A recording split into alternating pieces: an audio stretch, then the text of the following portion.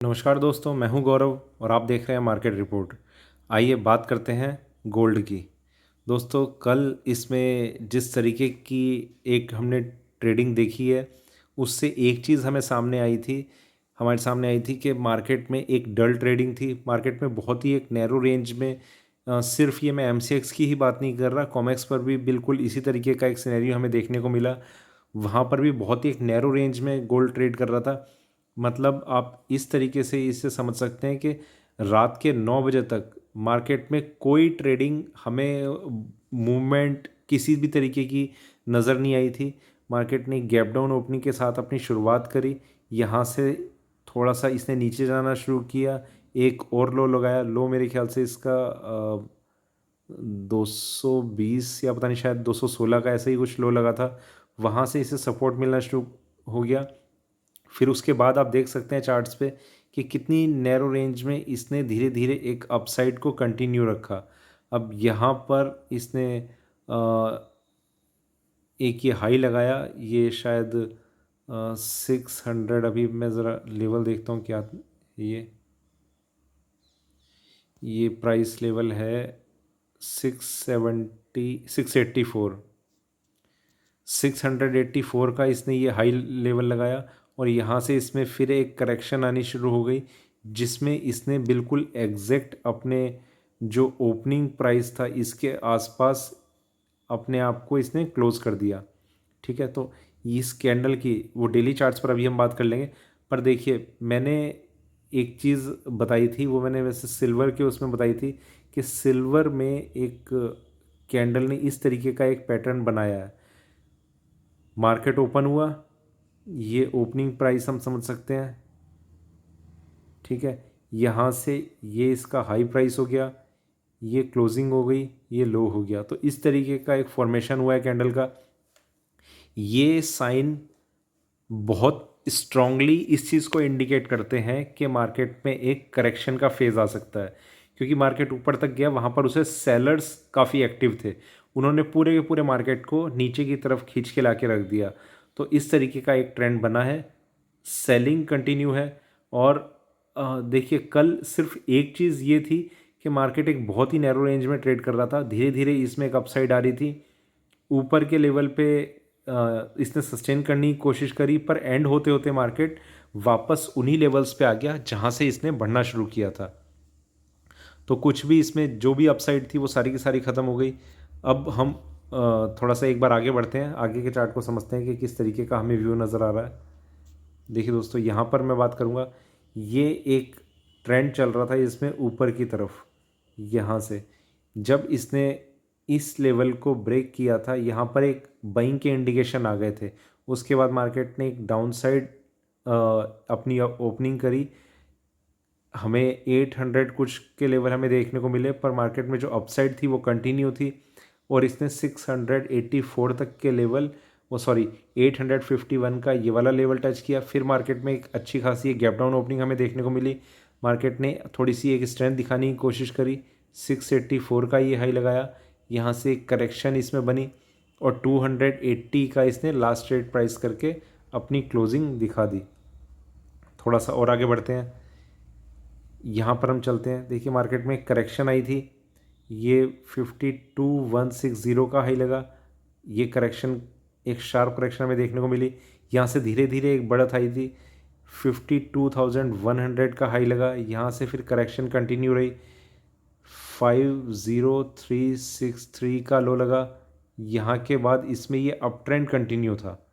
ठीक है, जो अभी तक हमें चार्ट्स पर नज़र आ रहा था, जिसमें इसने 51,850 या 51 का ऐसा कुछ हाई लगा था। और कल इसने 51,684 का एक हाई लगाया और लास्ट ट्रेडिंग प्राइस इसका रहा 51,280।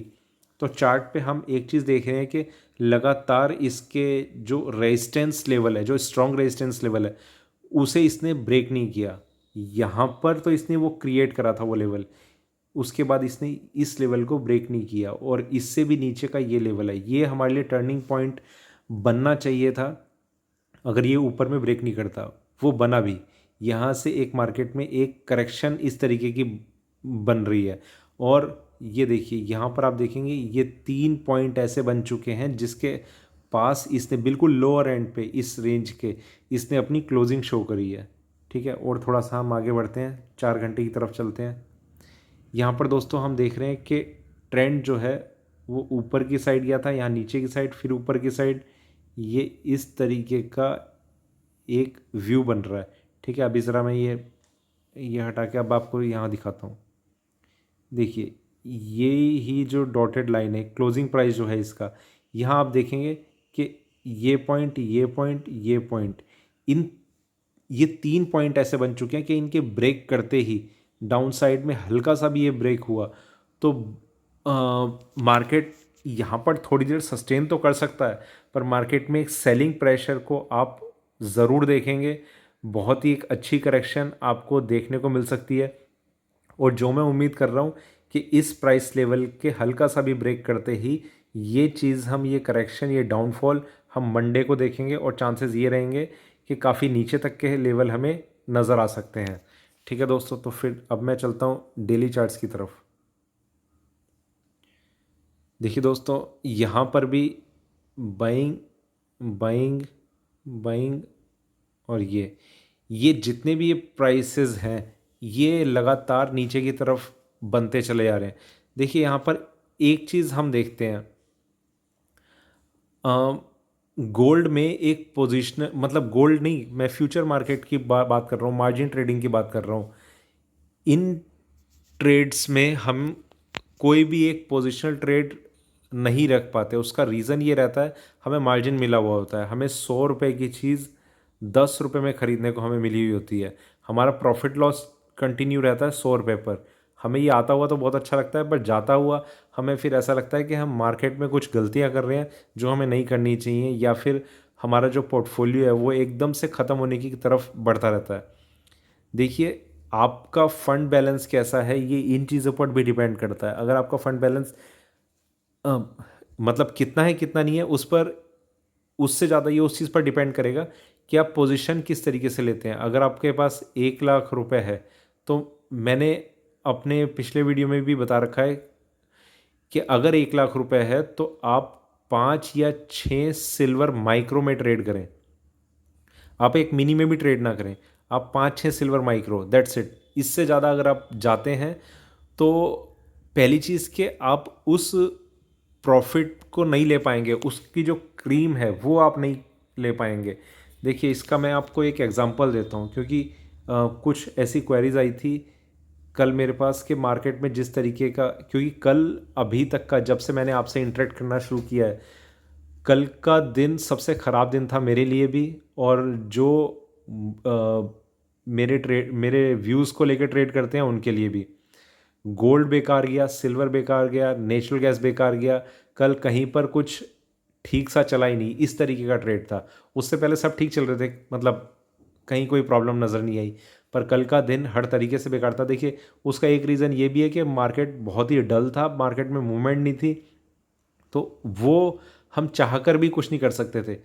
अब मैं इसका, ये चीज़ मैं आपको क्यों बता रहा हूँ उसका मैं आपको एक एग्जांपल देता हूँ।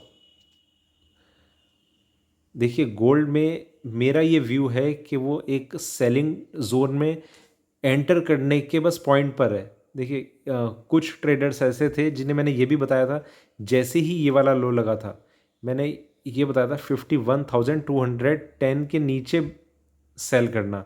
ये चीज़ मैं सबको नहीं बता पाया, उसमें मैं थोड़ा सा यहाँ पर कंफ्यूज हो गया था। सिल्वर ने अपना बहुत एक स्ट्रॉन्ग ब्रेकडाउन लेवल टच कर दिया था।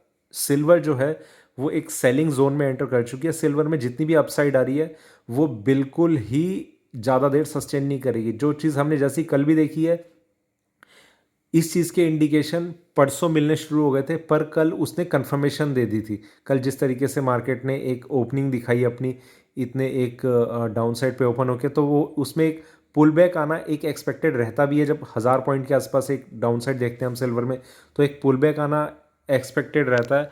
और गोल्ड में भी, क्योंकि ये बिल्कुल अपने उस ब्रेकआउट लेवल के पास था, यहाँ से इसने थोड़ा सा एक मोमेंटम ऐसा बनाना शुरू कर दिया। अगर इसमें ट्रेडिंग कंटिन्यू रहती, ट्रेडिंग कंटिन्यू रहने का मतलब इस तरीके का हम वॉल्यूम देखते कि मार्केट में अप्स एंड डाउन्स चल रहे हैं, तो बहुत ज़्यादा चांसेस ये थे कि कल में हमें लेवल काफ़ी नीचे तक का देखने को मिल जाता, पर बहुत ही छोटी रेंज में ट्रेड रहा और जिसमें इसने ऊपर जाते हुए भी बहुत ज़्यादा टाइम लगा दिया। रात के 9 बजे तक मार्केट ओपनिंग से लेकर रात के 9 बजे तक एक बहुत ही छोटी रेंज में धीरे धीरे एक अपसाइड मूव करता रहा। वहाँ से फिर हमें करेक्शन देखने को मिली और जिसमें इसने फिर से वो वाले साइन दे दिए जो इंट्राडे में सेलिंग के साइन है। ठीक है, तो ये एक लेवल है जो मैं आपके साथ डिस्कस कर रहा हूँ, 51,210। क्लोजिंग इसकी एक बार देख लेते हैं, क्लोजिंग इसने कहाँ करी है डेली चार्ट्स पे। क्लोजिंग इसकी हुई है 51,319, यहाँ से लगभग एग्जैक्ट 100 पॉइंट नीचे। ठीक है, तो यहाँ से 100 पॉइंट नीचे अगर मार्केट आता है, ये आप ये समझिए कि इस लेवल को अगर ये ब्रेक कर देता है तो बहुत ही एक अच्छा डाउनफॉल हम गोल्ड में देख सकते हैं। या तो गोल्ड सस्टेन करेगा या फिर उसमें डाउनसाइड जो है वो कंटिन्यू रहेगी, इस तरीके का मेरा व्यू है। और देखिए, अब मैं जो चीज़ आपको बता रहा था, मान लेते हैं कि आप दो तरीके के ट्रेडर हैं। पहला, जो अपने फंड को ज़्यादा से ज़्यादा यूटिलाइज करते हैं और पोजीशन काफ़ी हाई लेके चलते हैं। देखिए, अगर आप 1 किलो गोल्ड में ट्रेड करते हैं, 1 kg गोल्ड, और एक दूसरा हम केस ले लेते हैं जो सेम फंड बैलेंस है दोनों का, जो 200 ग्राम या 400 ग्राम लगभग इतनी रेंज में ट्रेड करता है, एक दूसरा जो ट्रेडर है, और फंड बैलेंस दोनों का बराबर है। ये जो ट्रेडर है वो अपनी पोजीशन को सिर्फ इंट्राडे में लेके ज़्यादा चलता है। ये वाला जो ट्रेडर है वो थोड़ा सा पोजिशनल व्यू लेके चलता है कि अगर कैरी करने की ज़रूरत पड़ी तो मैं कैरी कर लूँगा। और देखिए, कैरी खैर दोनों कर सकते हैं क्योंकि एक्सचेंज में मार्जिन दोनों से लिया हुआ है, पर जो ये कम क्वांटिटी वाला है ये थोड़ा सा पोजीशन को ज़्यादा टाइम तक और ज़्यादा सही लेवल तक देख सकता है उसके टर्न आने में। यहाँ पर मैं जिस लेवल की बात कर रहा हूँ, मान लेते हैं कि गोल्ड ने ये ब्रेकडाउन लेवल को ब्रेक कर दिया, उसके बाद हमारा जो स्टॉप लॉस है वो यहाँ का ज़रूर बनेगा, पर हम ज़्यादा अच्छे तरीके से और अच्छे टाइम के लिए और अच्छे प्रॉफिट के लिए हम कंटिन्यू कर पाएंगे। और इसके पास ये ऑप्शन भी ज़्यादा होंगे कि उसका ट्रेडिंग पैटर्न किस तरीके का है। देखिए, मार्केट में अगर आपने इंट्राडे के हिसाब से एक एंट्री ली है, आपका स्टॉप लॉस ट्रिगर हो गया, ये वाकई में काफ़ी ज़्यादा पॉइंट है इंट्राडे के हिसाब से। यहाँ पर हमने एक एंट्री ली 300 के आसपास, 600 पे हमारा स्टॉप लॉस ट्रिगर हो गया, लगभग 300 पॉइंट का बिल्कुल एक क्लियर कट हमारा लॉस रहा। तो वो गोल्ड के केस में, और गोल्ड के केस में इसलिए क्योंकि गोल्ड एक काफ़ी एक्सपेंसिव कमोडिटी है हमारे लिए, जिसमें हमारा 1 रुपये पर 100 रुपये जाते हैं और इसकी जो मूवमेंट है वो काफ़ी ज़्यादा रहती है, हज़ार पॉइंट भी बहुत इजीली हमें दिखा देता है। तो 1 लाख रुपए का हम लगभग रिस्क लेके चलते हैं। तो यहाँ पर अगर 300 पॉइंट हमारे जा रहे हैं तो वो वाकई में हमारे लिए एक निगेटिव साइन है। पर जो पोजिशनल ट्रेडर होगा, जो ये एक्सपेक्ट करता है कि मुझे थोड़े लंबे टाइम के लिए देखना है और एक सही लेवल मुझे देखना है जहाँ पर मैं स्टॉप लॉस लगा सकूँ, उसका लेवल रहेगा लगभग 52,000। ठीक है, क्योंकि ये एक मेजर रेजिस्टेंस लेवल है। यहाँ इस लेवल को ट्रिगर होना, जब ये डाउन साइड में एक थोड़ी सी कंफर्मेशन आती है, उस टाइम इस लेवल का ट्रिगर होना बहुत ही ज़्यादा मुश्किल हो जाता है। और इसके पास ऑप्शन क्या होते हैं, मार्केट देखिए इस तरीके से जब किसी लेवल के पास आ जाता है तो उसका ऊपर जाना, ऊपर में ट्रिगर करना बहुत ज़्यादा मुश्किल हो जाता है। ये ऊपर आया, वहाँ से इसने टर्न लिया, इसी तरीके के ज़्यादा आपको चांसेस देखने को मिलेंगे। और अगर ये रेंज में ट्रेड करता रहेगा, ऐसा भी हो सकता है 52,000 ट्रेड ना करे और मार्केट यहाँ पर डाउन साइड में 51,200 ट्रेड ना करे, ब्रेक ना करे, तो मार्केट इस रेंज में एक अपनी ट्रेडिंग दिखा सकता है आगे वाले काफ़ी टाइम तक के लिए। ये ट्रेडिंग चलती रहेगी। जो सेलर होगा, जिसने बेचा हुआ होगा, मतलब ये मैं इसकी बात कर रहा हूँ जिसकी क्वांटिटी थोड़ी सी कम है, इसने बेचा हुआ होगा, ये अपने स्टॉप लॉस को वहीं पर रखेगा और बीच बीच में जहाँ पर छोटे छोटे लेवल्स मिलते रहेंगे, वो या तो वहाँ पर एक अलग से एक ट्रेडिंग करता रहेगा, और अगर ये वाला लेवल उस बीच में ब्रेक हो जाता है तो जहाँ तक भी एक सफिशिएंट एक लेवल नज़र आएगा, वहाँ पर एक पोजीशन से निकल के अपनी बाकी पोजीशन को होल्ड करेगा। ठीक है, ये स्टॉप लॉस हमारा एज इट इज़ बना रहेगा। मार्केट में फिर एक स्ट्रेटेजी थोड़ी सी बदल जाती है, एक शार्प करेक्शन आनी शुरू होती है मार्केट में, फिर एक छोटा सा मूव, फिर एक छोटा सा स्टॉप लॉस भी काफ़ी काम कर जाता है। वो डिपेंड करता है कि करेक्शन किस तरीके की आ रही है, मतलब मार्केट में मूवमेंट कैसी है, एकदम से गिरा है या कुछ इस तरीके से एक मूवमेंट हम देख रहे हैं।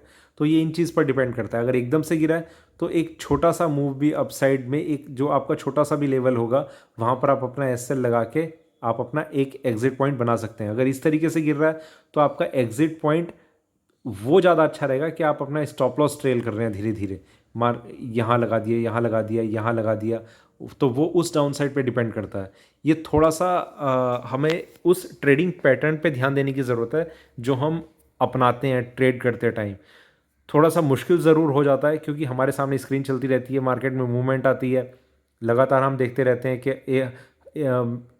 देखिए एक चीज़ और मैं बताता हूँ आपको।